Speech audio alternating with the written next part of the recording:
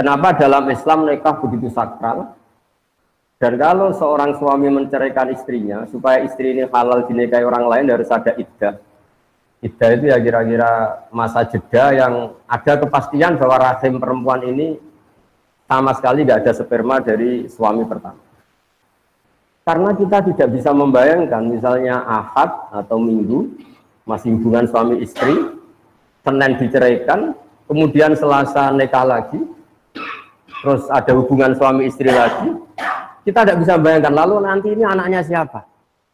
Mungkin orang modern akan bilang ini lewat tes DNA gitu, tapi itu keribetan. Apalagi kalau nanti anaknya wajahnya mirip suami pertama, mirip kedua, agak jelas itu kan, masih kecil itu ribet.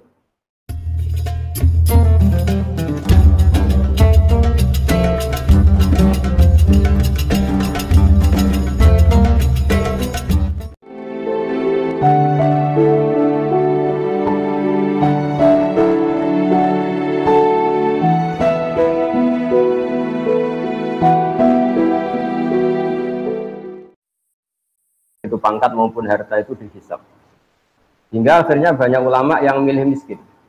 Dulu miskin itu pilihan karena takut hisab. Sekarang alhamdulillah takdir. Nah, tapi teori itu ketika Imam Syafi'i berguru sama Imam Malik setelah wisuda, mungkin kalau sekarang termasuk kumplot, kata gurunya kamu harus mengaji lagi sama namanya Muhammad bin Hasan As-Syaibani. Orangnya di Irak. Akhirnya singkat cerita Imam Syafi'i menempuh perjalanan dari Madinah ke Irak. Dulu pakai onta. Ketika ketemu Muhammad bin Hasan As-Syaibani, itu di ruang tamu beliau itu banyak emas lantaan, banyak uang, banyak, kalau sekarang banyak dolar, banyak sekali harta yang diletakkan di kamar tamu. Jika Imam Syafi'i ini heran, ini ulama apa ini pedunyan itu, suka harta. Ya. Kata Muhammad bin Hasan As-Syaibani, atak jabu min hadzi. Kamu heran kalau saya kaya raya seperti ini. Iya, Anda kan ulama, harta kan banyak hisapnya. Kata beliau, kalau kamu udah ikhlas harta ini dikuasai orang soleh, tak kasihkan orang fasik. Biar dipakai judi, dipakai main perempuan, dipakai hura-hura. Wah, jangan, nanti lebih bahaya. Berarti orang soleh harus kaya. Iya, harus kaya. Sudah, berarti boleh kaya. Nah, semenjak itu mulai ada satu terobosan manhaj, terobosan metode dalam mengelola ilmu sosial, bahwa harta tahta wanita itu bisa digunakan kebatilan, juga bisa digunakan membela hak. Wanita kita tahu al-madrasatul ula, sekolah pertama adalah perempuan. Jika kalau kita punya istri solihah, punya istri afifah yang tidak terlintas berpikiran serong, maka betapa nyamannya keluarga kita. Hingga baiti jannati, rumah kita adalah surga kita kalau kita punya istri solihah, punya istri afifah. Jika perempuan ini luar biasa dalam proses pendidikan umat. Jika tidak ada orang alim, tidak ada orang pinter, tidak ada orang sukses, kecuali di belakangnya ada perempuan yang hebat. Tentu mana perempuan yang paling pokok adalah ibu. Kata Imam Syafi'i, al-madrasatul ula. Harta juga gitu. Kalau orang fasik, orang-orang dolim punya power, hartanya besar, maka dia bisa menggerakkan kedoliman secara masif. Begitu juga sebaliknya, kalau orang soleh yang punya harta besar, maka bisa menggerakkan kesolehan secara masif. Nah, di sini ini hebatnya Allah Subhanahu wa Ta'ala yang memandu kita dengan Al-Quranul Karim. Kita disuguhi cerita-cerita Nabi yang miskin, kayak Nabi Ayub, tapi juga disuguhi cerita-cerita Nabi yang bahkan hartanya banyak sekali, yaitu Nabi Sulaiman, Nabi Dawud. Beliau adalah seorang raja yang zaman dulu bahkan istrinya banyak, ya, karena memang zaman syariat dulu dibolehkan sampai istrinya berapa saja itu. Karena logika yang harus terbangun adalah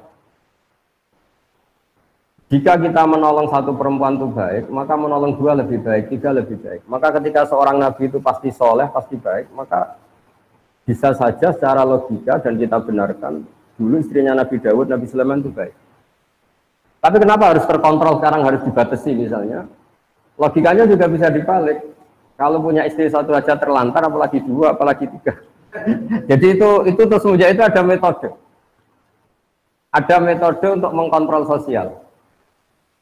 Jika dalam guyonan orang-orang Islam moderat sama Islam ekstrim, itu pernah terjadi perdebatan, yaitu ketika orang-orang yang sedang maksiat itu mau ya katakan saja mau dibom oleh ekstremis, Kebetulan ekstremisnya ini suka ilmu, tanya. Kalau orang-orang yang maksiat itu dibom itu gimana? Mereka kan ngotori buminya Allah dengan maksiat. Bersama yang Islam moderat dijawab, kalau mereka mati dalam keadaan maksiat, itu mereka di neraka apa di surga? Di neraka kata. Kata yang moderat, akana dzalika muradan nabi. Mereka muslim akhirnya mati masuk neraka itu apa yang diingini Nabi apa enggak? Ya enggak, Nabi inginnya umatnya masuk surga. Ya sudah, jangan dibom, biar tobat dulu baru mati katanya. Tapi biar mati biasa maksudnya. Sehingga ada metode-metode yang kita selalu akan pertanggungjawabkan di depan Allah Subhanahu wa taala. Caranya gimana? Para ilmuwan, kita-kita yang nekuni fikih, misalnya kita sering dapat komplain ya. Terus banyak lelaki yang bejat, bahkan saking bejatnya istrinya disuruh ikut mengedarkan narkoba, ikut membantu maksiatnya, kemudian hak talak hanya pada milik suami. Ini solusinya gimana kalau dia harus tetap di bawah tangan suami, sementara dia tersiksa karena harus melayani kebejatan suaminya, diminta mengedarkan narkoba, bahkan diminta untuk melakukan hal-hal yang buruk. Jika di Islam kemudian semenjak itu ada rumus mulai zaman Nabi, tolak memang hak lelaki, tapi seorang perempuan itu boleh mengajukan rafa kalau di Jawa, kalau di fikih disebut faskhun nikah. Jadi seorang hakim atau yang punya otoritas wilayah kekuasaan itu boleh memisahkan suami istri jika istrinya tidak kuat, apalagi menyangkut hal-hal yang buruk, yaitu dipaksa melakukan maksiat. Jika keliru kalau dikatakan Islam itu sangat memberi hak dominasi lelaki atas perempuan, itu keliru sekali, karena sebetulnya dalam mengurai ya atau mengakhiri pernikahan itu bisa suami menceraikan atau istrinya melakukan rafa dan hakim harus mengabulkan dalam kondisi yang sangat bahaya. Nah tentu hal-hal seperti ini akan menjadi kebanggaan ilmu sosial karena ada solusinya ketika dalam keadaan macet keluarga. Begitu juga ada kebanggaan intelektual, yaitu tanggung jawab kita sebagai intelektual muslim. Misalnya menyangkut kepastian nasab. Kenapa dalam Islam nikah begitu sakral? Dan kalau seorang suami menceraikan istrinya, supaya istri ini halal dinikahi orang lain harus ada iddah. Iddah itu ya kira-kira masa jeda yang ada kepastian bahwa rahim perempuan ini sama sekali nggak ada sperma dari suami pertama. Karena kita tidak bisa membayangkan misalnya Ahad atau Minggu masih hubungan suami istri, Senin diceraikan, kemudian Selasa nikah lagi, terus ada hubungan suami istri lagi, kita tidak bisa bayangkan lalu nanti ini anaknya siapa. Mungkin orang modern akan bilang ini lewat tes DNA gitu, tapi itu keribetan. Apalagi kalau nanti anaknya wajahnya mirip suami pertama, mirip kedua, agak jelas itu kan, masih kecil itu ribet.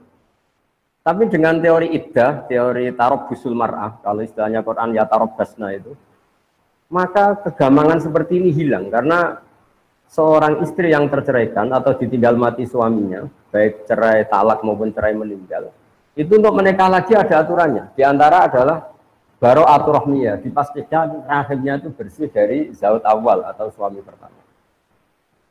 Nah, keilmuan yang bertanggung jawab atas substansi masalah ini juga ditekuni oleh ulama. Termasuk yang paling ekstrim adalah, dan ini sering saya utarakan ketika ngaji saya, absolutisme kebenaran dalam tauhid. Saya ulang lagi ya, absolutisme kebenaran dalam tauhid. Itu banyak ilmuwan tauhid, ulama tauhid, yang saking ekstrimnya memang mengatakan bahwa orang yang sudah iman, yaitu bersaksi la ilaha illallah Muhammadur Rasulullah, itu tidak akan batal meskipun dia koruptor, meskipun dia maling, meskipun dia penjahat. Itu kan satu hal yang menurut ilmu sosial itu kayak paradok. Bagaimana Islam yang luhur, kemudian Islam yang luhur, iman yang luhur ini nggak bisa dibatalkan oleh kebejatan perilaku pelakunya atau pemeluk Islam. Kata pakar ahli tauhid, dan itu berdasar hadis sahih, mangqala la ilaha illallah dakhalal jannah. Ya, mangqala la ilaha illallah dakhalal jannah. Nabi suatu saat kelihatan senyum-senyum ceria. Kemudian ditanya oleh Abu Dzar, kebetulan di pinggir beliau ada Abu Dzar, "Ya Rasulullah, kenapa engkau senyum-senyum?" "Barusan Jibril datang ke saya dan memberi kabar saya bahwa siapapun dari umatku yang bertauhid secara benar, maka dia pasti masuk surga. Meskipun wa in zana wa in saraka, meskipun pernah zina, pernah maling. Itu Abu Dzar sampai 3 kali tanya, yang benar ya Rasulullah, masa pernah gitu masuk surga? Ya kata Nabi, sampai 3 kali. Nah, saya pernah ditanya seorang dosen, tanya, Gus, bagaimana itu bisa terjadi? Satu kesakralan iman yang boleh atau enggak terganggu oleh kesalahan perilaku pemeluknya, yaitu wa in zana wa in saraka. Saya baca beberapa syarah hadis itu, termasuk di Syarhun Nawawi. Jawabannya adalah di sini Nabi sedang menerangkan absolutisme kebenaran. Bukan masalah membolehkan zina apa enggak. Tentu zina tidak akan pernah boleh, maling tidak akan pernah boleh. Tapi Nabi ingin mengatakan absolutisme kebenaran itu enggak terganggu oleh pelakunya. Kita yang punya gelar ya bilang 1 tambah 1 2. Yang enggak punya gelar ya bilang 2. Musuh kita ya bilang 2. Rektor Al-Azhar ya bilang 2. Anak yang penggembala kambing yang bilang 2, semuanya akan bilang 2, 1 tambah 1 akan bilang 2. Karena kebenaran 1 tambah 1 2 itu nggak boleh bersyarat. Boleh mengatakan 2 kalau Anda rektor, boleh mengatakan 2 kalau Anda soleh. Kalau tidak soleh kamu harus mengatakan 3, tidak boleh. Kebenaran absolutisme harus sah, siapapun yang mengatakan itu. Sama, kebenaran bahwa Allah Tuhan itu selalu sah, siapapun yang mengatakan itu. Bahkan orang yang berkafir 100 tahun, dia kafir, saat itu melafalkan la ilaha illallah maka imannya langsung sah. Padahal berpuluh-puluh tahun dia kafir. Karena kebenaran absolut akan selalu sah tanpa memandang pelaku. Nah ini namanya substansi kebenaran. Ini nggak akan terganggu oleh perilaku sosial. Kemudian ada ulama yang cara berpikir itu sosial. Bahwa Islam itu bisa menarik karena justru aturan-aturannya itu. Kita sebagai manusia tentu suka kalau negara ini tertib, tanpa perzinaan, tanpa maling, tanpa korupsi. Dan Islam alhamdulillah mengharamkan itu semua dan mengancam itu semua dengan neraka. Sehingga karena sisi sosial ini begitu, maka kita alhamdulillah sebagai muslim, hal-hal yang buruk diharamkan, dan di antara ciri Nabi adalah mengharamkan yang haram. Jika kita selalu akan mengharamkan perzinaan, mengharamkan judi, mengharamkan dugem dan sebagainya. Tapi pertanyaannya adalah, selalu ada kebenaran absolut, yaitu iman. Boleh enggak kebenaran absolut terganggu oleh kesalahan sosial? Itu tadi. Kalau kebenaran absolut, ya sudah enggak boleh diganggu oleh apapun, termasuk tadi. Kita mengatakan 1 tambah 1 2. Orang baik yang bilang 2, orang buruk yang bilang 2, setengah baik, setengah buruk yang akan bilang 2. Karena kebenaran absolut adalah kebenaran yang tidak boleh terganggu oleh apapun. Nah di sini kenapa Nabi mengatakan wa in zana wa in saraka. Tapi di balik yang sama, dengan porsi yang sama, Nabi pernah mengancam la yazni zani hina yazni wa huwa mu'min wa la yasriqu sariq hina yasriq wa huwa mu'min. Tidak pernah berzina seseorang kemudian dia saat itu berstatus mukmin. Dan tidak pernah maling seseorang kemudian saat itu dia berstatus mukmin. Lalu bagaimana dengan 2 hadis ini yang sama-sama sahih? Oleh ulama dijawab, ketika seseorang zina atau maling itu pasti terinspirasi oleh kenakalannya, oleh nafsunya. Tidak ada sangkut paut dengan imannya. Karena yang namanya iman pasti mengajarkan kebenaran. Nah, di sini kemudian ada kelompok besar dalam mazhab Islam, ada ahli sunnah wal jamaah yang berkeyakinan Islam, iman adalah satu keyakinan absolut. Sehingga kalau orang salah, dia tetap salah saja, tapi tidak sampai menjadi kafir. Ada kelompok Khawarij yang mengatakan setiap kesalahan besar menjadikan seseorang kafir. Kita sekarang bikin analogi. Kalau seseorang sudah sah menjadi warga Indonesia, dia berKTP Indonesia, tidak pernah mengeluarkan diri dari warga Indonesia, kemudian dia jadi koruptor, tentu kita sepakat dia warga Indonesia. Soal kita hukum, kita beri sanksi, itu karena kesalahannya, tapi dia tetap warga Indonesia. Karena dia warga Indonesia adalah status, sementara kesalahan dia adalah kesalahan sebagai manusia. Sehingga mazhab Ahlussunnah adalah seseorang yang melakukan dosa besar tetap mukmin, tapi nanti tetap disiksa di neraka, entah berapa lamanya. Saya juga belum mengkonfirmasi sama malaikat Malik ini, penjagaan nerakanya ini. Tapi yang jelas ada pelatihan di sini.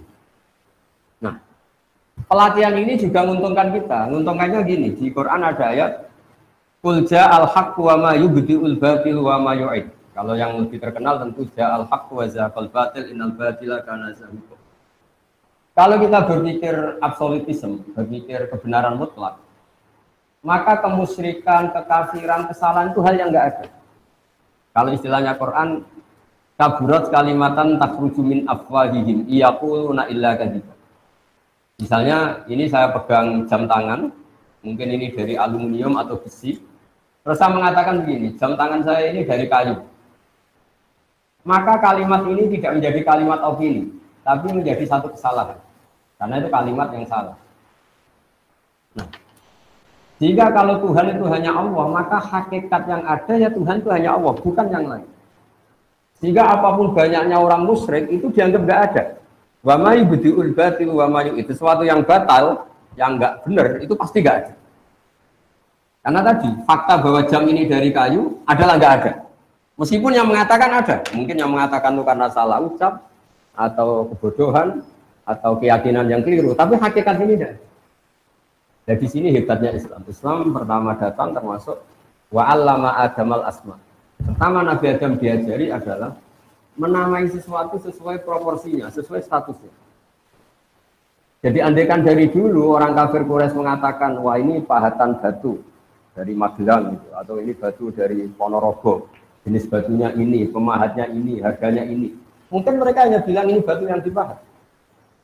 Tapi gara-gara ini diberi gelar, diberi penamaan manat, pemberi, Al-Uzza, ini satu hal yang agung, satu hal yang besar, Hubal. Sehingga terus orang itu gampang, wow kalau saya melecehkan ini pasti saya kualat. Tapi hakikatnya ini tetap batu. Nah, jika apakah ada Tuhan selain Allah? Ya jawabannya tidak ada, karena selalu Tuhan hanya Allah Subhanahu wa Ta'ala. Tapi apakah ada orang yang menuhankan selain Allah? Hanya. Ini dibedakan antara hak selalu satu. Ya hak selalu satu dan kebatilan selalu nggak ada. Tapi yang mengatakan ada, yang meyakini ada, tapi kebatilan sendiri yang. Ini banyak juga ulama yang spesial membela ja'al haqqu wa zahaqal batil. Seperti saya mengatakan baju saya ini putih. Ya sudah putih. Kok banyak satu dunia mengatakan baju saya hitam, itu tidak punya pengaruh. Baju saya menjadi hitam tentu putih. Karena kebenaran absolut akan ada punya eksistensi. Disebut ja'al haqqu wa zahaqal batil. Yang batil pasti nggak ada. Memang itu tidak faktual. Kemudian ilmu sosial atau ilmu yang didiktekan karena satu hal tertentu ini punya pengaruh. Yaitu misalnya sesuatu ini putih. Gara-gara mata kita rabun mengatakan itu hitam. Atau sesuatu itu hitam karena kita punya penyakit tertentu di mata kelihatan biru. Nah, di sini ya, kalau ulama mengatakan mulai ada hijab. Sebetulnya manusia tahu bahwa Tuhan hakiki adalah harusnya Tuhan yang awal. Karena nggak mungkin langit bumi ini diciptakan sesuatu yang lebih terbelakang dari langit bumi. Sehingga Allah mensifati dirinya al-awwal. Namanya pencipta harus wujud lebih dulu, al-awwal. Karena langit bumi ini adalah wujud, punya eksistensi, maka penciptanya harus lebih punya eksistensi. Kalau dalam bahasa pesantren disebut wajib wujud. Kalau yang diciptakan saja ada, maka yang menciptakan pasti ada. Jika alam raya ini tidak dimulai dari nihilisme, ketiadaan, tapi dimulai dari yang ada. Yang ada ini oleh kita, zaman kita kecil ngaji, ujian wujud hitam bapak. Karena eksistensi pertama seorang pencipta adalah harus wujud, harus punya eksistensi. Ini juga ada yang menekuni sendiri, namanya ilmuwan-ilmuwan tauhid. Menekuni satu kebenaran absolut yang tidak boleh terdikte oleh ilmu-ilmu sosial. Tapi pertanyaannya adalah, apapun absolutismenya kebenaran ini, manusia itu punya sisi keterbatasan. Apapun putihnya baju ini, kita harus melatih orang yang mengatakan supaya dalam keadaan matanya normal, kondisinya normal. Karena tidak ada artinya ini secara objektif putih, kemudian yang melihat tidak normal karena matanya normal. Saya akan bilang gitu. Jadi kalau ada satu kesalahan, pasti ada problem. Nah hakikat dari alam raya ini Ija al-haqqu wa ma yubdi'ul batilu wa ma yu'id. Sekali hak itu datang, maka satu kesalahan ini pasti ada. Jika dalam awal surat Kahfi dijelaskan, mereka berkomentar tentang Tuhan seperti ini. Ya,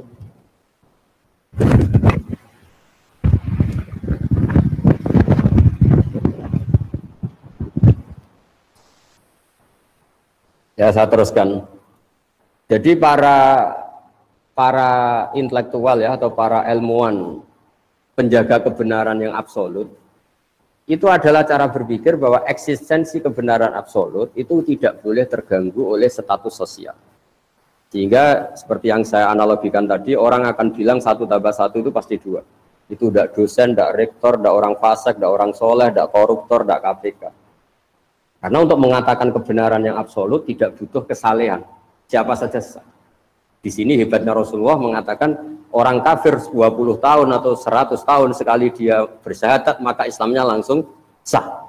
Tanpa harus dia mensucikan diri dulu, ini itu enggak. Karena ini kebenaran yang absolut. Sehingga keyakinan mainstream ulama seluruh dunia, kalau ada orang muslim melakukan dosa besar maka dia tetap muslim dan dosanya tetap dosa. Tidak boleh orang menjadi kafir hanya karena melakukan kesalahan. Sama, kita selalu warga Indonesia karena ber-KTP Indonesia, berstatus Indonesia, meskipun kita koruptor, tetap kita warga Indonesia. Nah, mulai benar-benar keluar warga Indonesia kalau kita merubah jati diri kita, KTP kita, paspor kita. Sama, kita menjadi kafir kalau sudah merubah Tuhan kita.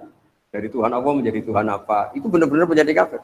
Tapi selagi kita cara bertauhid adalah la ilaha illallah Muhammadur Rasulullah, maka imannya sah.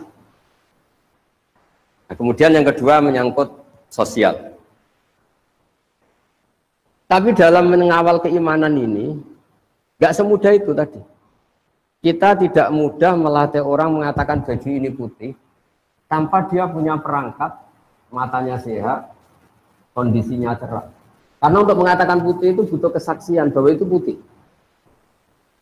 Dan bisa mengatakan itu putih kalau matanya normal tanpa ada penyakit. Nah, di sini ini terus ada gerakan ulama melawan hijab. Makanya di juz amma itu, di awal-awal kita ngaji juz amma yang masih juz 30 itu, kalau mengistilahkan orang-orang kafir, kalla innahum ar-rabbihim yauma idzil lamahjubun. Orang kafir itu siapa? Adalah orang yang cara melihat Tuhannya itu ada hijab, ada pembatas. Jika sesuatu yang putih karena dia ada sekat, akan dikatakan tidak putih. Nah, Islam itu agama yang mengajarkan baini wa baina Allah nggak boleh ada hijab. Jika kita diajarkan sholat, diajarkan munajat, diajarkan wiridan, supaya nggak ada sekat bainana wa baina Allah antara kita dan Allah. Diharapkan kalau nggak ada sekat, itu kemudian ada kebenaran hakiki yang kita kenali. Barokahnya mengenali kebenaran hakiki ini, iman kita menjadi mantap. Nah, kalau sudah mantap, itu yang istilahnya Allah dijelaskan, yusabbitu walladzina amanu bil qawli tsabiti fil hayatid dunya fil akhirah. Bahwa orang mukmin akan ditetapkan imannya sebagaimana iman itu sendiri adalah al-qawli tsabit. Memang satu statement atau satu status atau satu fakta yang nyata. Beda dengan orang kafir ketika misalnya menyembah batu atau menyembah manusia, nanti di akhirat sama Allah dipanggil, Tuhan kamu siapa? Batu Gusti. Tuhan kamu siapa? Manusia ini. Mana itu? Setelah dipertontonkan ternyata mereka ada siapa-siapa. Ini yang disebut mereka didatangkan bersama Tuhan-Tuhan yang mereka sembah. Wadalla anhum ma kanu yaftarun. Kemudian ini semua enggak ada guna. Di sebagai mukaddimah, saya memang orang yang sangat fanatik supaya umat Islam berpikir tauhid secara benar. Dan itu penting sekali karena semua nabi kalau mengistilahkan dirinya itu qul inni ala bayyinatin mir rabbi. Syarat iman itu harus melihat kebenaran itu, orang Jawa itu cetha welo-welo, harus sejelas-jelasnya. Kenapa kita pertama mensifati Tuhan itu wujud misalnya? Karena alam raya ini terlanjur wujud, punya eksistensi. Kan nggak mungkin sesuatu yang wujud kemudian penciptanya sendiri tidak wujud. Itu nggak ketemu akal. Pakai fayakunul adamu yakhluqu mawjudan. Bagaimana sesuatu yang nggak ada, yang harusnya nggak bisa jadi faktor, kemudian menyebabkan sesuatu yang ada. Oh kalau gitu alam raya ini penciptanya atau Tuhannya siapa? Ya sifati saja zat yang wujud. Akhirnya kita sifati wujud. Berhubung pencipta tentu wujudnya lebih dulu. Akhirnya kita sifati qadim atau awal. Wujud idam atau kidam, kodim, awal. Masa pencipta kalah dulu sama yang diciptakan. Kemudian karena pencipta ini super, mesti nggak ada yang mengalahkan.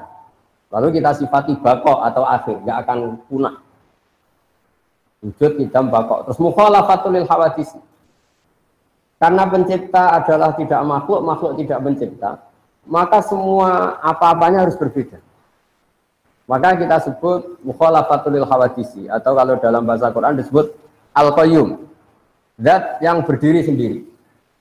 Sehingga kalau kita di antara doa Nabi katanya ada ayat yang langsung saya ambil dari Aras, yaitu ayat kursi Allahu la ilaha illa huwal hayyul qayyum, zat yang eksistensinya tidak butuh yang lain. Beda dengan kita. Kalau dalam ilmu tasawuf, apapun hebatnya kita, meskipun kita penguasa dunia sekalipun, itu kalau dalam ilmu tasawuf nggak makan lemes. Bagaimana kita dikatakan penguasa dunia sementara nggak minum lemes, nggak makan lemes? Kerennya gimana?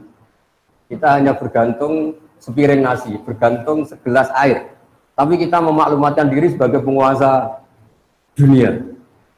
Sehingga itu betul-betul doif, betul-betul kita ini makhluk yang lemah. Sehingga ketika Allah mencibir Fir'aun atau mencibir Namrud, itu hanya dengan kata-kata kalau dia Tuhan, itu dia harusnya nggak makan. Bagaimana Tuhan kemudian kalau nggak makan kangkung itu lemes, nggak makan nasi itu lemes, itu nggak kebayang. Jika Allah mensifati dirinya, wa huwa yut'imu wa la yut'am. Saya ini Tuhan. Sifat dasar saya itu yut'imu, memberi makan, dan saya tidak perlu makan. Ketika Allah mensifati hubungannya dengan makhluknya, saya pemberi rizki, dan saya tidak butuh mereka memberi rizki saya. Wa ma khalaqul jinna wal insa illa liya'budun. Saya tidak menciptakan manusia dan jin kecuali mereka supaya mengenali saya, menyembah saya. Ma uridu minhum rizqi wa ma uridu minhum ayyutimun. Saya tidak ingin mereka memberi rizki ke kita dan mereka memberi makan ke kita. Para intelektual ini juga berpikir keras supaya tauhid ini terjaga dengan berpikir yang baik, dengan akidah yang baik, dengan logika yang baik. Nah, ini penjaga-penjaga ja'al haqqu wa zahaqal batil innal batila kana zahuqa. Hak itu yang punya eksistensi, barang yang enggak hak itu selamanya hakikatnya enggak. Pemeluknya banyak, pengikutnya banyak, tapi hakikatnya enggak pernah. Karena yang dikatakan hakikat adalah sesuatu yang punya eksistensi absolut. Jika misalnya hakikat Tuhan ya tetap satu, hakikat Tuhan ya hanya Allah, bukan Lata, bukan Hubal, bukan dan sebagainya. Sehingga kalau ada kalimat yang salah, itu yang ada itu yang mengatakan, bukan kalimat itu.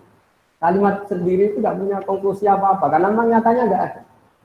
Makanya kata Allah, kaburat kalimatan takhruju min afwahihi. Itu menjadi kalimat, menjadi kata-kata, karena diucapkan oleh lisan, tapi tidak menunjuk hakikat. Jadi misalnya saya mengatakan baju saya ini hitam, itu menjadi kata-kata yang saya ucapkan. Tapi tidak menjadi kalimat yang menunjukkan kebenaran, karena itu salah. Jika kalau kalimat yang salah itu istilah Tuhan, itu kalimat yang menjadi kata-kata karena keluar dari mulut. Yang benar adalah al-ismu ya dulu alal musamma. Kalau sudah menjadi kalimat, misalnya ini saya katakan jam, ya memang benar-benar jam. Kalau ini saya katakan pulpen, harus benar-benar pulpen. Yang namanya al-ismu harus ya dulu alal musamma. Namanya penamaan harus sesuai hakikat yang dinamai. Hingga ini pentingnya. Kenapa Nabi Adam pertama diajari nama? Wa 'allama Adam al-asma. Karena nanti kesalahan dunia adalah kesalahan memberi nama. Jika banyak orang kafir Quraisy menyembah Hubal, Lata, Uzza karena memberi nama ini, wah ini penguasa, ini pemberi. Nah, sehingga semua nabi mengatakan pada kaumnya, in hiya illa asma'un sammaitumuha antum wa abaukum ma anzalallahu biha min sultan. Itu gara-gara Anda salah memberi nama, sehingga kemudian Anda mendewa-dewakan seperti itu. Coba kalau dari dulu batu-batu itu dikatakan batu yang dipahat, batu yang dipecah, batu yang diukir, tentu ini nggak sakral. Tapi gara-gara ini dikatakan ini Tuhan. Kalau kamu tidak memberi sesaji maka kamu akan kena gini. Terus kayak dia mana gitu. Ya ini penting saya utarakan supaya tanggung jawab intelektual kita dalam dakwah Islam. Pertama adalah kebenaran tauhid, kebenaran absolut. Iqra' bismi rabbikal ladzi khalaq, khalaqal insana min 'alaq. Terus terakhir ini saya masih punya waktu mungkin 10 menit untuk untuk mengawal kebenaran absolut itu juga dibutuhkan ilmu yang namanya tasawuf. Ilmu tasawuf itu ilmu Yang seseorang itu disuruh berpikir objektif. Misalnya begini, saya ini semua seluruh di Indonesia, seluruh dunia akan biasa mengatakan baju saya ini putih. Akan mengatakan misalnya bolpen saya ini biru. Dan itu kita biasa mengatakan itu tanpa nunggu digaji. Saya tidak perlu seperti ini. Saya akan mengatakan ini putih kalau saya dibayar 1 juta. Biasa kita ikhlas mengatakan baju ini putih tanpa ada yang bayar 1 juta. Nah, kalau kita biasa ikhlas mengatakan baju itu putih tanpa harus dibayar 1 juta, kenapa kita mengatakan Allah Tuhan harus dibayar dengan surga? Nah, ini terus orang-orang tasawuf bikin punya gugatannya sendiri. Kita terbiasa mengatakan hakikat ini tanpa presentasi ingin digaji. Kita biasa mengatakan kalau baju saya ini putih, kalau air itu menyegarkan. Beratus-ratus kali, mungkin berpuluh-puluh tahun kita mengatakan kebenaran itu tanpa ingin digaji. Kita mengatakan matahari itu panas tanpa ada gaji, dan kita ikhlas. Tapi kenapa ketika kita mengatakan Tuhan itu Allah dan Allah itu Tuhan harus digaji dengan surga? Nah itu terus kemudian orang-orang tasawuf punya riwayatnya sendiri. Ketika Allah gojlok sama orang-orang soleh, masyhur itu hadis qudsi. Ada orang-orang soleh ditanya sama Allah, kamu menyembah saya karena apa? Ya karena saya ingin masuk surga ya Allah. Yang satu ditanya, kamu menyembah saya karena apa? Karena saya takut masuk neraka ya Allah. Kata Allah, laulam akhluk jannatan wala naron alam akun ahlan an uto'a. Saya ini Tuhan, berarti kalau saya tidak menciptakan surga, saya tidak menciptakan neraka, terus saya tidak layak ditaati. Nah, terus akhirnya ya tetap harus ditaati ya sudah, berarti karena saya. Nah ini terus ke hakikat. Ya naif kita tadi, kalau kita mengatakan baju ini putih nggak digaji kita mau, kenapa untuk mengatakan Allah Tuhan harus nunggu digaji? Sehingga orang-orang tasawuf punya sekian cerita, misalnya Nabi Isa jalan-jalan ke satu daerah, situ ada orang yang sangat kurus, sangat karena nggak pernah tidur, kalau siang puasa ditanya, kenapa kamu ibadah sampai seperti itu? Karena kita ingin masuk surga. Terus jalan lagi ketemu orang yang sejenis itu, ditanya, kenapa kamu sampai sekurus itu? Karena kita takut neraka. Terus ketemu kelompok ketiga, wajahnya happy, terus tidak terlalu kurus, konstruksi badannya yang normal semua. Kenapa kamu asik? Karena saya mencintai Tuhan yang punya semuanya. Akhirnya Nabi Isa bilang yang dua kelompok tadi, makhlukon rojautum wa makhlukon fiktum. Kamu yang kamu harap-harap hanya makhluk, yang kamu inginkan juga makhluk, yang kamu takuti juga makhluk. Yang benar ini, takut yang punya makhluk itu semua, takut yang punya surga, yang punya. Nah, jadi lewat pengajian ini atau ngaji ini, saya karena UGM tentu masyhur ya, terkenal sekali dengan kajian keilmuannya. Saya mohon dalam bertauhid itu harus sampai kul inni ala bayyinati mir rabbi, bahwa saya bertauhid itu harus benar-benar punya logika yang absolut, punya logika yang kuat, punya logika yang permanen. Di surat Al-Bayyinah juga diistilahkan lam yakunil ladzina kafaru min ahlil kitab wal musyrikin munfaqina hatta ta'tiyahumul bayyinah. Bayyinah itu siapa? Rasulun minallahi yatlu suhufan mutahharah. Jadi dulu orang-orang kafir itu akan nyaman dengan kekafirannya, enggak pernah tercerabut dari cara berpikir kekafiran. Kita tahu kafir Quraisy itu penyembah berhala dan jumlahnya banyak, ada Lata, Uzza, Hubal, Manat. Itu mereka cara berpikir, ya Muhammad, kalau urusan kita banyak, problem kita banyak, Tuhannya harus banyak dong. Masa problem kita banyak, Tuhannya satu? Itu mereka nggak bisa nerima konsep Tuhan satu. Sampai mereka mencibir Nabi dengan mengatakan, aja'alal alihata ilaha wahida, inna adalah syai'un ujab. Masa Tuhan satu, problem kita banyak, kok Tuhannya satu? Itu pasti tidak cukup. Ya kalau problem banyak, ya Tuhannya harus banyak. Terus Nabi dengan sabarnya memberi penjelasan, wahai para orang-orang kafir, kalau kamu jadi buruh punya majikan banyak, kemudian perintahnya beda-beda, itu kamu suka mana? Punya majikan satu yang baik sama majikan banyak yang perintahnya beda-beda. Ya suka satu ya Muhammad. Nah, Nabi menyatakan Tuhan kamu adalah majikan kamu. Kalau jumlahnya banyak yang bingung itu kamu. Terus akhirnya ya mat Tuhan satu aja. Nah itu terus disebut dorobawu masalah rojulan fihi syuraka'u mutasyabisuna wa rojulan salamal lirojul. Allah memberi satu analogi, satu orang yang punya atasan banyak sama yang punya atasan satu. Tentu kita nyaman yang punya atasan satu. Dan Tuhan kamu itu atasan kamu. Maka ya sebaiknya satu saja supaya Anda tidak bingung. Yaitu hatta ta'tiyahumul Jadi saya mohon semua Civitas Akademika UGM juga semua yang suka ngaji bahwa bertauhid itu harus sampai kul inni ala bayyinatin mir rabbi. Bahwa kebenaran harus benar-benar logis, absolut dan tidak boleh tergoyah oleh apapun. Saya kira demikian, mohon maaf. Assalamualaikum warahmatullahi wabarakatuh. Waalaikumsalam warahmatullahi wabarakatuh. Terima kasih pada Gus Baha yang telah memberikan satu pencerahan pada kita berkaitan dengan satu landasan yang paling utama, yaitu masalah tauhid ini. Saat ini ada yang bertanya terkait dengan judul yang disampaikan, yaitu tanggung jawab intelektual. Tentu di sini adalah intelektual Muslim dalam dakwah Islam, yaitu berkaitan dengan kira-kira sejauh mana sih kita ini kemudian memiliki peran dakwah.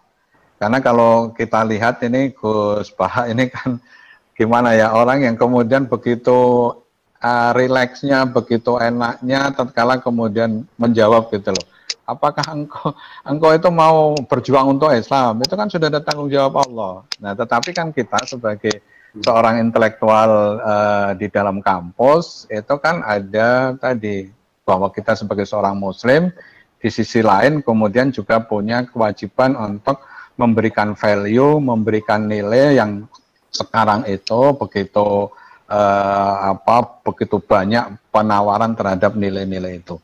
Kalau kita ingin seperti Gus Baha kan ya tidak mungkin kan gitu loh. Nah, kira-kira balik lagi, kira-kira sebagai seorang intelektual itu bagaimana berkaitan dengan proses tanggung jawab dakwah, berkaitan dengan proses belajar keagamaan. Terima kasih, Gus. Oh ya. Jadi memang kenapa saya sering bikin statement Islam tuh tidak usah kamu pikir, itu pasti diurusi oleh Allah Subhanahu wa Ta'ala. Sebetulnya itu bentuk counter ya, karena banyak pemikir Islam yang karena mungkin kurang baca atau nekuni Islam, justru gara-gara pikiran dia ini Islam tambah ruwet. Dan reportnya itu di atas namakan Islam. Jika saya mengkonter itu dengan mengatakan Islam itu tidak usah kamu pikir, karena panduannya jelas. Kita nggak usah mikir Islam pun, kalau sesuai panduan Islam, pasti dengan sendirinya itu dakwah. Karena Islam wajibkan mengajar. Islam mengharamkan kitmanul ilmi, menyembunyikan ilmu. Kalau ada kesusahan, Islam juga mengancam, tidak termasuk umatku, dia tidur kekenyangan sementara tetangganya kelaparan. Tidak termasuk umatku orang yang membiarkan sekelilingnya bodoh sementara dia pinter. Jadi sebetulnya kalau mengikuti panduan-panduan Islam itu bagus. Problemnya kalau hak mikir ini kita berikan sama nyuwun sewu mubalek atau ustadz atau kiai, semua orang akan punya cara berpikirnya sendiri. Dan itu awal dari ikhtilaf kata Nabi, sehingga kita sebagai ulama itu membatasi sekali yang namanya pemikiran. Kita utamakan riwayat, meskipun kita tidak meninggalkan akal. Jadi, misalnya begini contoh paling gampang ya. Ada orang dengan pengalaman tertentu, dengan trauma tertentu, kemudian terus pidato begini. Kiai itu harus kaya, dosen itu harus kaya. Kalau dosen tidak kaya, tidak bawa mobil, tidak dihormati mahasiswa. Masa dosen pakai ondal ya? Ini kan traumanya dia, mungkin dia pernah bawa ondal, ditertawain mahasiswanya, atau ditertawain umatnya kalau kiai. Tapi kemudian dia bikin ukuran, untuk bikin ukuran kalau ingin dihormati kamu harus bawa mobil. Pertanyaannya adalah, mana ada target dalam Islam supaya orang dihormati? Target dalam Islam adalah orang nyari ridhonya Allah, bukan ingin dihormati. Nah ini yang kemudian kan terus jadi lucu, masa orang digerakkan, dia ini harus kaya, kalau nggak kaya nggak dihormati, dosa harus bawa mobil, kalau nggak mau mobil nggak dihormati. Pertanyaannya, target ingin dihormati ini pikiran Islam atau pikirannya dia? Nah, tentu kita tetap tanggung jawab terhadap perjalanan agama ini, kita memberi kontribusi, tapi dengan cara tadi. Saya ulang lagi, dengan cara riwayat. Kenapa saya katakan dengan cara riwayat? Karena kalau analogi sosial, itu tidak ada selesai. Misalnya begini, saya sering ditanya, Gus, sebaiknya orang itu ramah apa enggak? Misalnya kita punya istri, sebaiknya ramah apa enggak? Itu di Quran itu, ini ilmu sosial ya. Wahai para istri Nabi itu cantik-cantik. Kalau kamu ketemu lelaki lain, itu falah takdokna bil qauli. Justru kamu nggak boleh terlalu ramah. Karena kalau terlalu lama, falah takdokna bil qauli, fayat ma'alladzi fi qalbihi marad. Ada perempuan cantik yang ketemu bapak-bapak ramah, senyum. Mungkin pikiran lelaki ini bukan dinilai ramah. Wah, berarti ini mau sama saya, kan jadi repot. Sehingga kalau ilmu sosial semuanya mungkin ramah yang sesuatu yang baik, tapi orang yang hatinya sakit, ada penyakitnya, kata Allah, fayat ma'alladzi fi qalbihi marad. Kita sopan sama orang sopan terkenal dermawan. Kena penipu, ini dianggap satu objek. Wah, kapan-kapan nipu orang ini ya, potongannya kok gampang ditipu. Jadi ilmu sosial itu ilmu yang mengeruat. Karena kebaikan sosial ini akan dimanfaatkan orang-orang fasik, orang-orang durhaka untuk keburukan. Sehingga Islam itu mengelola sosial itu ya agak gampang karena memang logika sosial itu. Makanya pertama Imam Syafi'i ngaji Imam Malik itu gejolokannya gini, dan saya mengenang betul gejolokan itu. Ya Syafi'i, wahai Syafi'i, kamu punya 2 pembantu. Terus 2 pembantu ini yang satu kamu cerdas, yang satu ini cerdas, kamu perintahkan ikhla' hadhihi safra. Batu besar itu coba kamu tarik, kamu bongkar. Fa inna tahtaha daban, karena di bawah itu ada emas. Terus yang satu enggak tanya, langsung dibongkar. Ketika yang satu langsung bongkar, ditanya, kenapa kamu tidak tanya maksud saya apa? Terus kata pembantu tadi, saya hanya ingin nurut sama jenengan, jadi nggak penting di bawah ada emas apa enggak, kalau yang nyuruh jenengan tetap saya bongkar. Yang satu enggak, kalau ada apanya bos, ada emasnya, ya sudah saya bongkar. Kalau nggak ada emasnya, ya ngapain? Kamu seneng mana? Kata Imam Syafi'i, ya seneng yang loyal tanpa mikir. Kadang kita beragama itu butuhnya itu sami'na wa ata'na. Ya saya ulang lagi, karena sekali semua agama ini dipikir, itu nanti ya repot. Ya tadi misalnya gini, ini yang tren ya di zaman akhir. Kita misalnya mengkaji sholat. Mengkaji sholat itu ada yang, fungsinya rukuk begini, fungsinya sujud begini, ini peregangan, ini pernafasan. Lama-lama sholat ini kayak senam yoga. Lama-lama ada yang tanya, banyak yang sholat kok penyakitan, ya enggak sholat kok enggak gitu. Jadi kita sebagai ulama itu mikirnya gini, enggak mungkin Allah bikin gerakan tertentu tidak ada hikmahnya. Tapi jangan sampai hikmah ini kemudian yang menjadi alasan hukum itu. Karena kalau hikmahnya rukuk misalnya peregangan, suatu saat ada gerakan tubuh yang lebih efektif untuk peregangan, lama-lama orang meninggalkan rukuk. Nah, Bapak MC, ulama itu berpikir gitu, jadi berpikir ini nuruti akal apa nuruti logika. Kalau nuruti logika tadi takutnya, misalnya puasa itu supaya sehat. Terus ada orang yang bilang, tapi saya kalau puasa malah sakit.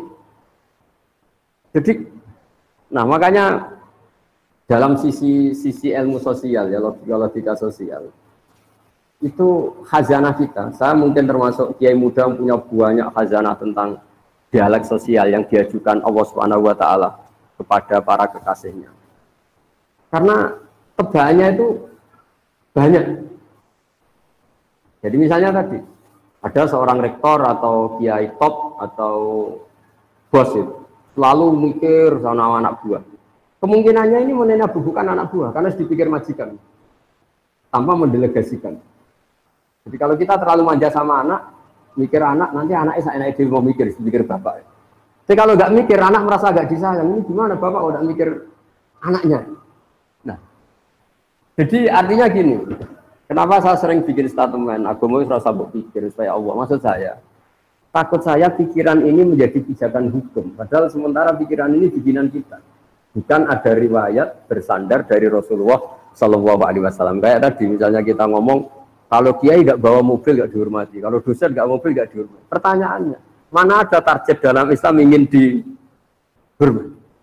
Jadi itu sebetulnya tentang itu, bukan. Tadi kita tetap bertanggung jawab terhadap perjalanan Islam ini, termasuk hikmah-hikmah tadi. Kenapa ada kebenaran absolut yang kita jaga, yang seperti tadi yang saya katakan, tapi juga ada kebenaran sosial yang juga harus kita jaga.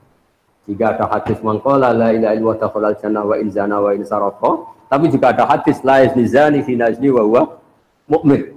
Karena ini untuk menjaga keseimbangan antara kebenaran absolut dengan kebenaran sosial. Ya saya kira giliran.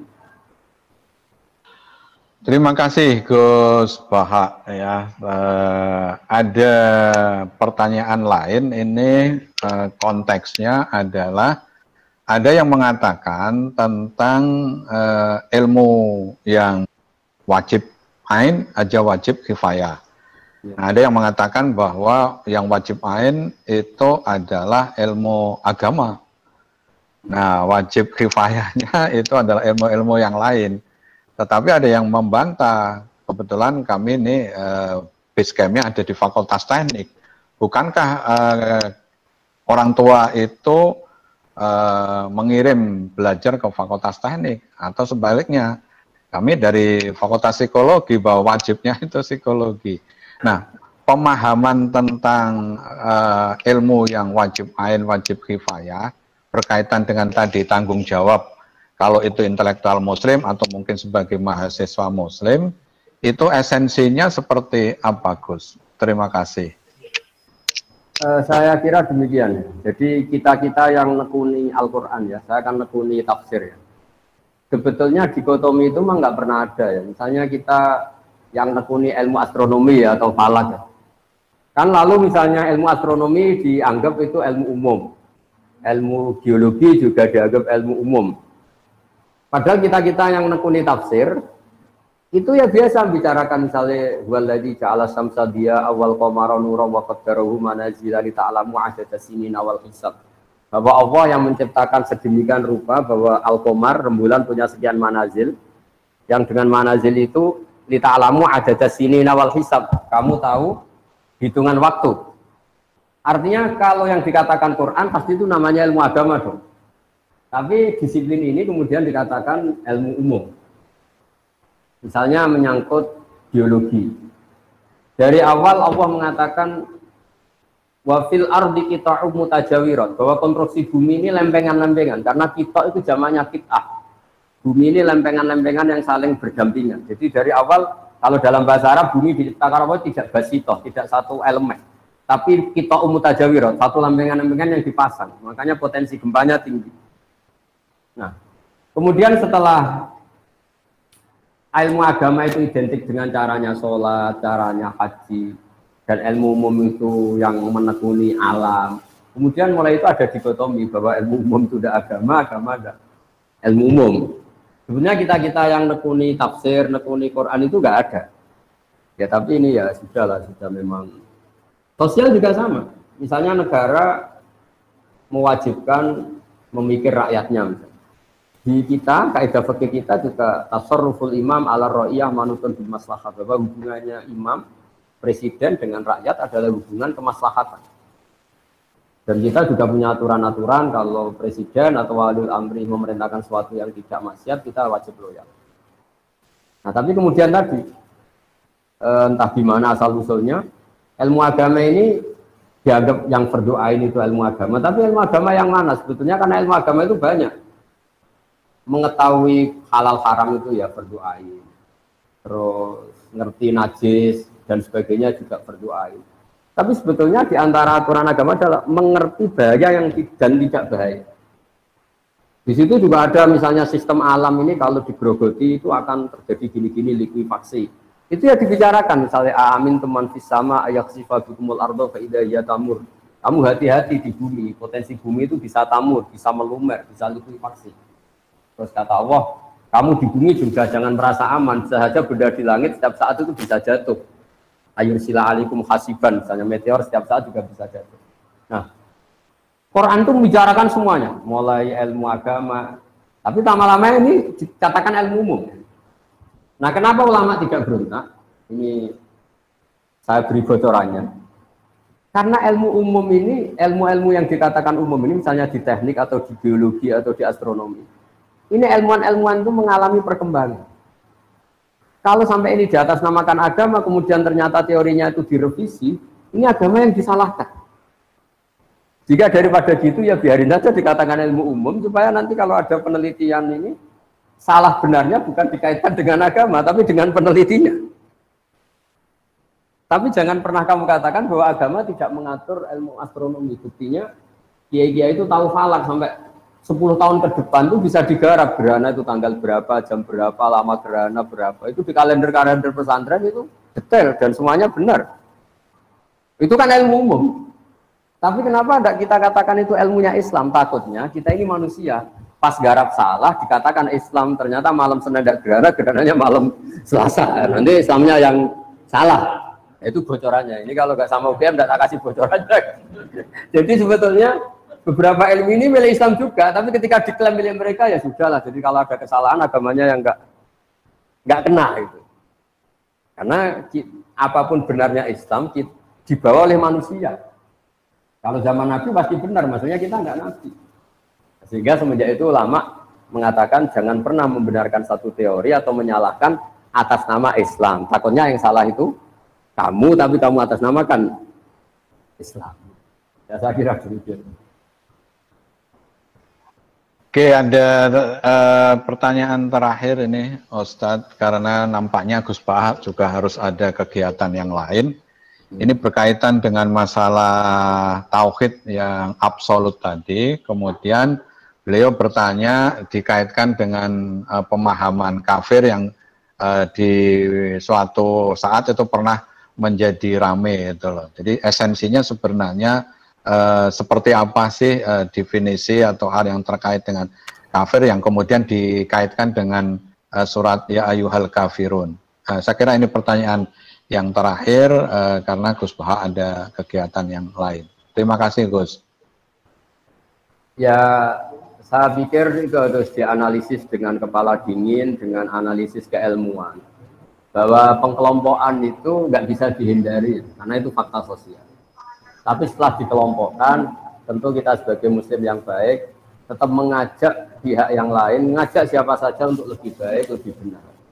Jadi misalnya istilah kafir, istilah munafik, istilah apa saja, memang mau tidak mau, memang kita mau tidak mau harus mengelompokkan sesuai pilihan-pilihan orang-orang itu. Tapi itu normal saja secara keilmuan. Tapi Islam selalu waqulu linnasi husna, kepada siapa saja kamu harus berkata-kata yang baik, bermuamalah secara baik. Sehingga misalnya Islam membolehkan perang, itu nunggu udina lil ladzina yuqatalun. Kalau kamu diperangi baru boleh perang. Wa akhrijuhum min haitsu akhrajukum, kalau kamu diusir baru boleh usir. Jadi kalau penstatusan yang seperti itu, ibarat gini lah, kita punya mahasiswa yang nakal ya, yang sering bolos. Ya kita sebut, wahai mahasiswa yang bolos. Tapi memang kata bolos itu harus disematkan karena dia sedang berstatus seperti itu. Tapi atas nama kita sebagai orang tua, ingin dia lebih baik.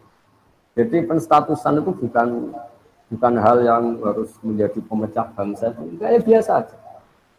Bahkan kalau kata-kata ahli tafsir mengatakan Allah saking sayangnya sama hambanya, sing kafir wis diceluk dikandani. Jadi itu artinya kan Allah masih memanggil-manggil gitu. Jadi sing kafir dipanggil-panggil untuk kembali, saking baiknya Allah. Sehingga ya jadi makanya apa ya, pengkelompokan itu kan ya sudah normal saja. Artinya memang pilihan mereka beda ya, penamaannya juga beda, statusnya beda. Tapi itu tidak perlu menjadi alat konflik.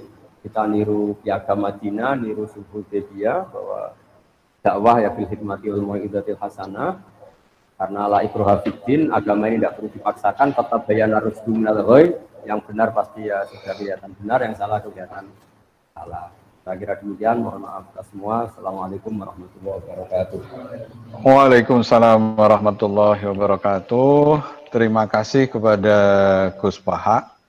Pada kesempatan ini sekali lagi kami dari Universitas Gadjah Mada, khususnya Forum Pengajian Gadjah Mada, mengucapkan terima kasih kepada Gus Bahak beserta keluarga besar Pesantren Tahfidzul Quran LP3IA Rembang, dan juga mungkin yang hadir ada di situ. Sekali lagi Ketua Kagama Rembang, Telkom Rembang, Telkom Jogja, dan juga seluruh yang ikut kegiatan ini.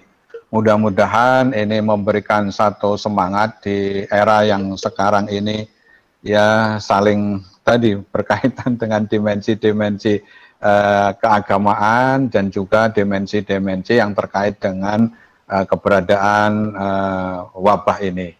Mungkin dimohon Gus Paha untuk bisa menutup dengan doa agar kemudian keberkahan senantiasa berada, termasuk berada kita-kita semua, termasuk juga bagaimana UGM mampu memberikan pencerahan dari UGM untuk Indonesia, dari UGM untuk dunia. Silakan Gus. Bismillahirrahmanirrahim. Nahmaduka ya Rasul ya syadurna salli wa sallim ala sayyidina Muhammad wa ala sahbihi wa barik wa sallim asma'in. Allahumma ij'alna ya Allah hadina mahdiyin muhtadin ghayra dhalina wa la mudillin. Ya Allah, jadikan kita semua orang yang hadina muhtadin, memberi petunjuk pada yang lain dan kita sendiri dapat petunjuk. Ghayra dhalina wa la mudillin, tidak orang yang menyesatkan dan kemudian menyesatkan orang lain. Allahumma ya wa irham mata habibika Muhammad wa aslim mata habibika Muhammad wa tajawaz an mata habibika Muhammad. Allahumma ya ilahana ya Allah ihdinas siratal mustaqim siratal ladzina an'amta 'alaihim ghairil maghdubi 'alaihim waladdallin amin. Nas'aluka bi anna lakal hamdu la ilaha illa anta al-hanan al-mannan ya badi'as samawati wal ardi ya hayyu ya qayyum ya dzal jalali wal ikram. Antar syukona ya Allah husnat da'wati ilaika wa husnat tadbirika fi ayat ya Allah. Wa antuqimana fi Indonesia salimin ghanimin mu'afin min kulli bala'in dunya wal akhirah wa sallimal muslimin. Rabbana atina fid dunya hasanah wa fil akhirati hasanah wa qina adzabannar.